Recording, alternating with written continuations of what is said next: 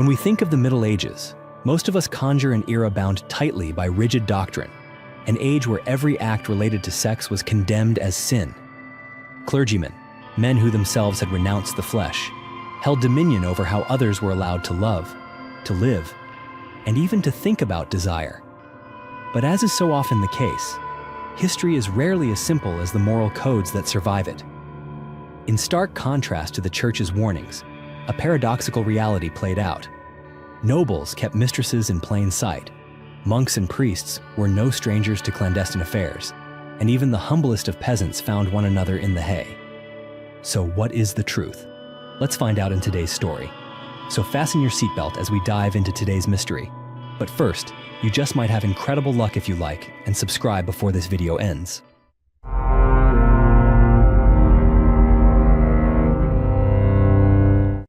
Sexual abstinence. Virtue or harm? In an age when physical purity was exalted as a supreme virtue, sexual abstinence was not merely a personal choice. It was a moral imperative imposed upon society at large. And yet, when we examine the medical thinking of the Middle Ages, a surprising contradiction emerges. Not everyone believed that refraining from sex was a path to holiness.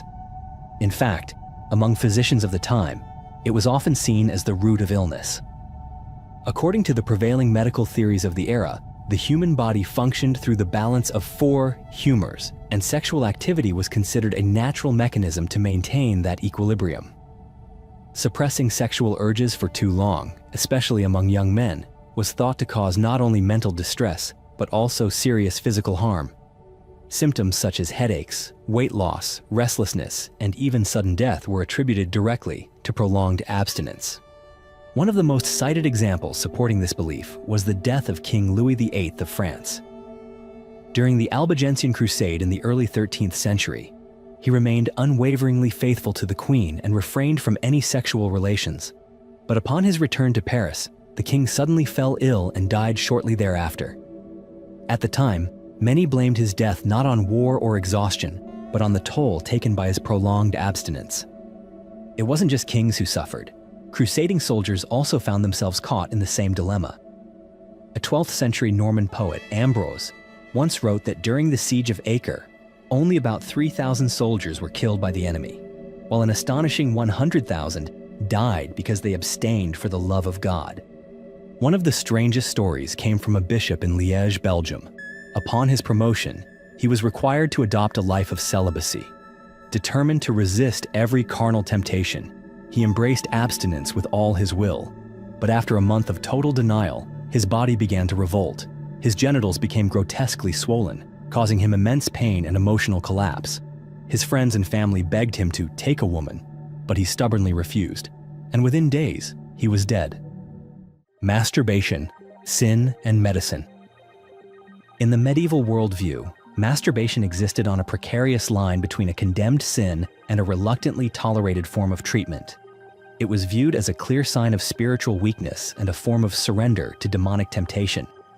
And yet, ironically, it was the physicians of the time who occasionally came to its defense as a necessary remedy under certain circumstances.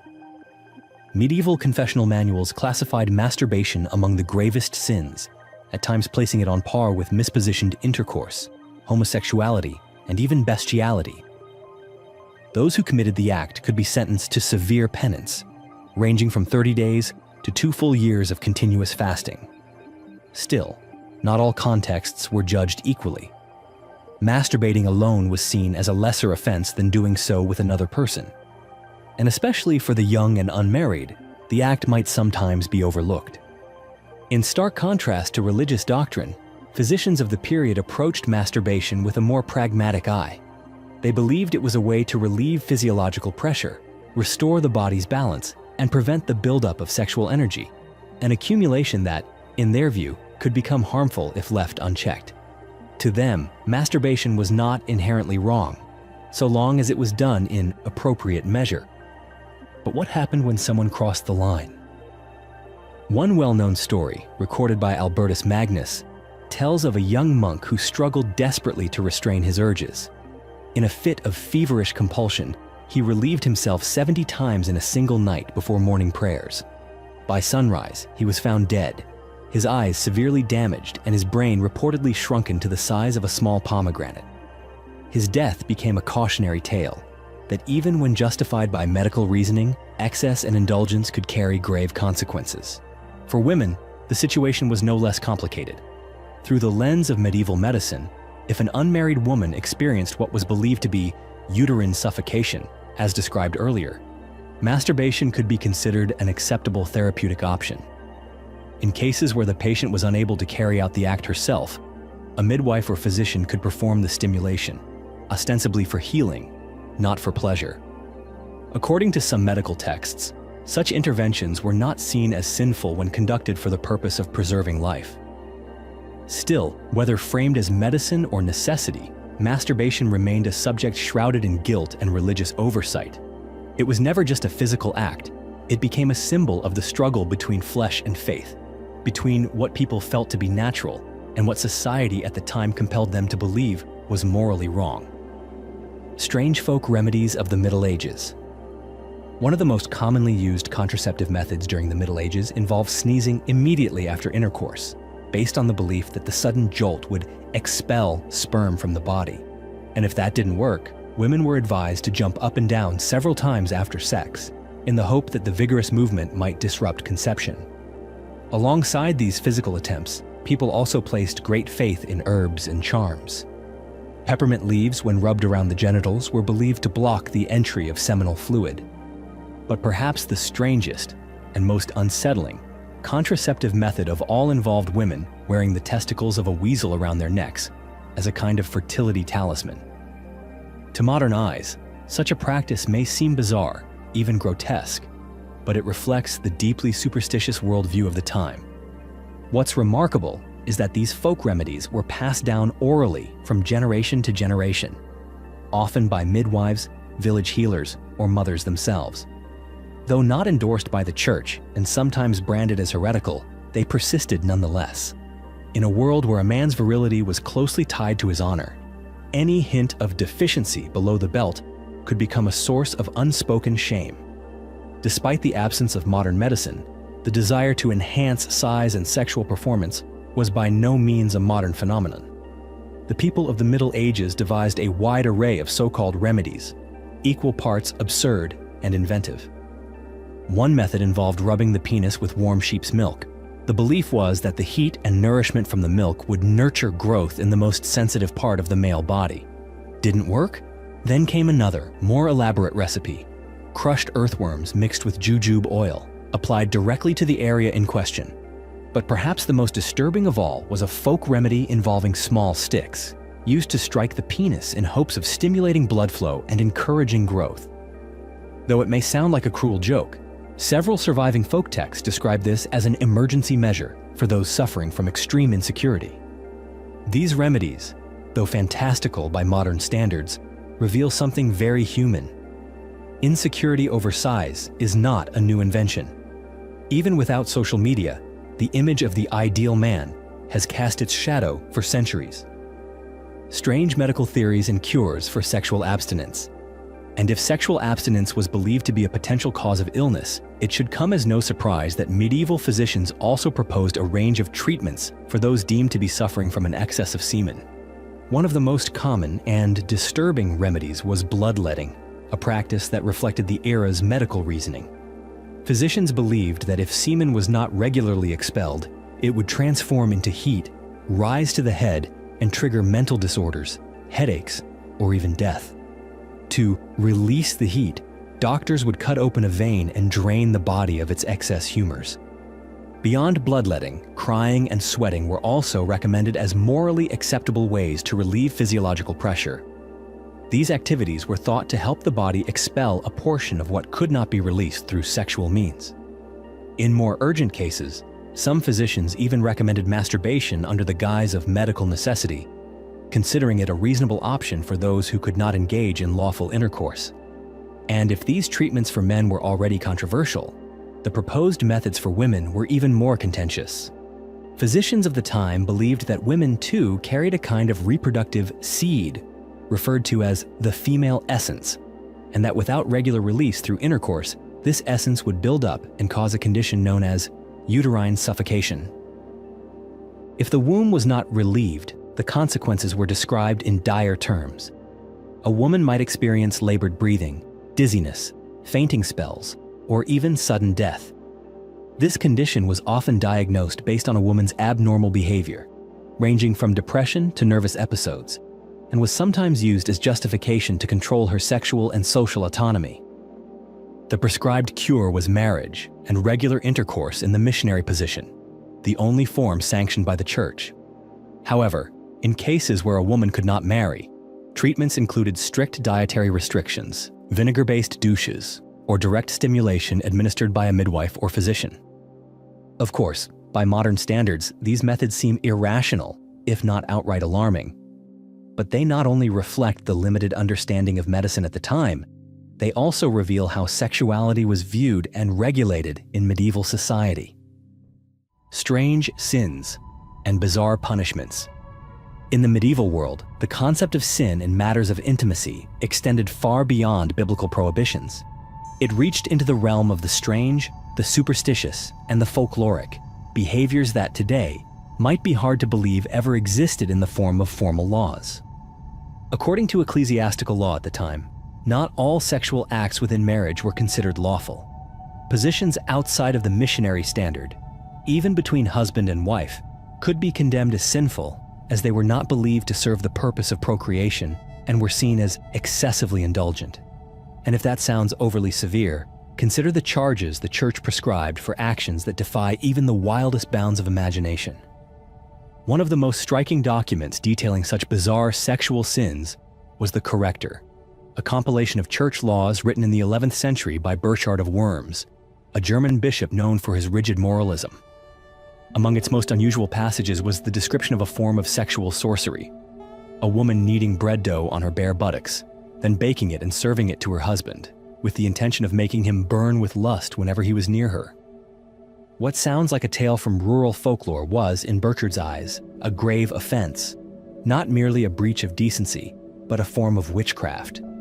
Using one's body as a magical instrument to manipulate another's will was considered a superstitious crime. The punishment for this act of erotic sorcery could be up to 2 years of penance. And the list didn't stop at bread making.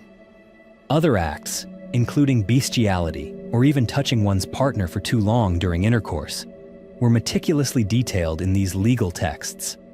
What's more, punishments were not based solely on the act itself, but also on the status of the person committing it.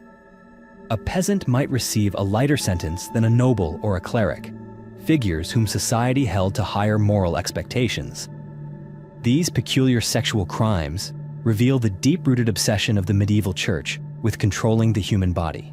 They served not only to regulate private behavior, but also to reinforce the absolute power of religion over every aspect of social life. Marjorie Kempe and celibacy within marriage. In medieval society, the notion of a wife openly demanding the right to refuse sexual relations with her husband was virtually unthinkable.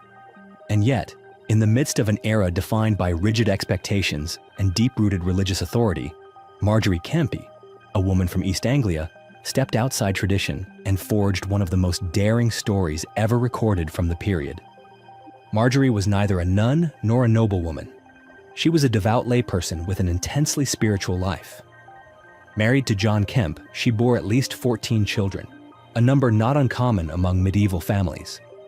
But after years consumed by pregnancy, childbirth, and the physical toll that came with them, Marjorie arrived at a life-altering decision. She wanted to live in celibacy, within her marriage. One afternoon in 1413, as the couple walked together toward the market, she shared her wish to dedicate herself fully to God, which meant relinquishing all marital intimacy. John replied with a mixture of disbelief and wounded pride, "Would you rather see me slain by the sword or lie with me once more?" Marjorie answered without hesitation, "I would rather see you slain." John, after some time spent wrestling with the idea, agreed to let Marjorie live in chastity, but only under 3 conditions. She must repay all of his debts, dine with him every Friday, and not withdraw entirely from his daily life. These terms formed the basis of an extraordinary agreement, one in which a medieval woman secured bodily autonomy within the bounds of marriage, despite the discouragement of both church law and societal norms. Marjorie's story was not merely an isolated case. It stands as a powerful reminder that even in the most repressive of eras, women found ways to negotiate, to assert themselves, and to reclaim control over their own bodies. Chivalric love and the ideal of purity.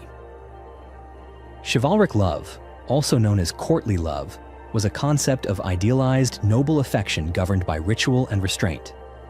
This movement emerged from the courts of southern France in the late 11th century, particularly in the regions of Provence, Aquitaine, and Burgundy. It was here that writers and poets such as Chrétien de Troyes, Marie de France, and later Geoffrey Chaucer in England helped shape a new, almost revolutionary form of love for their time. In courtly love, affection did not require possession, nor did it necessarily involve physical intimacy. More often than not, it was a love unfulfilled, one-sided or forbidden, between a young knight and a married lady, or between individuals separated by class and station. In such relationships, the man was entirely devoted to the woman, willing to perform heroic deeds, or even risk death just to receive a tender glance, a word of praise, or the distant warmth of unspoken affection. The image of a knight standing in the cold, guarding a castle for the sake of love, became a symbol of longing untainted by desire. This very notion offered a kind of spiritual escape in medieval society, where love had long been recognized only within the bonds of marriage. Courtly love, through the subtle power of literature, challenged that conventional definition. It reimagined marriage not as a social contract, but as an emotional connection. Though rarely realized in daily life, the ideal of this refined, unattainable love left a lasting imprint on cultural values and perceptions of romance for generations to come. Virginity, more than a physical state. In medieval society, the notion of virginity was never limited to a physical condition. It was a spiritual ideal, a state in which both body and mind were expected to remain wholly pure. In the eyes of the Church, it was not necessary to commit a physical act to lose one's virginity. Even impure thoughts, or the quiet stirring of desire within the mind, were considered enough to tarnish this sacred form of innocence. Under this view, virginity ceased to be a biological trait and instead became a moral metric, a measure of one's inner virtue. Young people, particularly women, were encouraged to preserve this purity, not only in behavior but in thought, and once lost, it could only be atoned for through guilt, repentance, and penance, unless absolution was granted by God Himself. However, in certain cases, it was believed that virginity could be spiritually restored through profound purity of the soul, or through sincere and intense repentance. One of the most moving examples of this belief is the story of Marjorie Kemp. Though she had borne 14 children and was the lawful wife in a decades-long marriage, she was told by God that she would be made a virgin again upon entering heaven. But not everyone could follow Marjorie's path of prayer and devotion. For some, the obsession with purity led to acts of extreme and often painful self-denial. There were those who threw themselves into thorn bushes, believing that physical pain could burn away the sinful thoughts in their minds. Others submerged themselves in freezing water to purge carnal desire from their flesh. And more gravely still, there were monks and devotees who went so far as to castrate themselves. These actions were not merely the result of blind faith. They reflected the deep contradictions of the time. In that cultural and religious space, virginity was no longer a sign of innocence, but a punishing ideal. So unforgiving that some chose suffering over surrender in their desperate attempt to achieve it. Medieval sexuality, as we've just explored together, was never simply a matter of moral codes or religious doctrine. It revealed the deep contradictions of an era, one in which people yearned for sanctity, yet constantly wrestled with the primal instincts rooted within their very being. If today's story gave you even a moment of pause to reflect, don't hesitate to share your thoughts in the comments below. And if you enjoy these strange but true journeys through forgotten history, make sure to subscribe and turn on notifications so you won't miss what's coming next.